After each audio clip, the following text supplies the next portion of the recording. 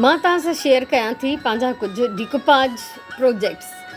डिकोपाज कंहिं बि शइ खे कागज़ सां सजाइण जो आर्ट आहे।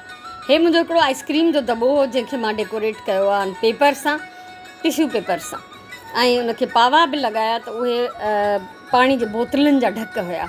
हीउ पुराणो हिकिड़ो जग हुयो मां वटि तामचीनी जो, उनखे बि मां डिकोपाज कयो आहे। मुख़्तलिफ़ सरफेसिस ते, मुख़्तलिफ़ सतहनि ते इहो कमु करे सघिजे थो।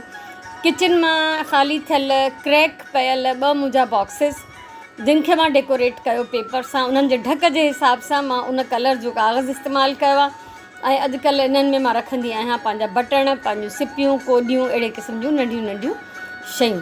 हीउ हिकिड़ो खीर जो ख़ाली दॿो आहे टिन, जंहिंखे मां डिकोपाज करे पंहिंजे कैंची रखण जो दॿो ठाहियो आहे। आम जिस्त जी किटली बाज़ारि में मिले थी, इनखे मूं डिकोपाज कयो आहे। लुक इन जो चेंज थी वियो। ऐं हीउ मुंहिंजो नंढिड़ो स्टूल, नंढड़ी टेबल मां तव्हां सां रिसेंटली शेयर करे चुकी आहियां, इन ते डिकोपाज थियल आहे। उनखां अलावा यानी हीउ डिफरेंट सरफेसिस आहिनि। हीअ आहे काठ, हीअ काठ जी हिकिड़ी सिंपल सादी ट्रे जंहिंखे मां टिश्यू पेपर सां सजायो आहे। इहे पेपर आम क्राफ्ट शॉप्स ते मिलंदा आहिनि।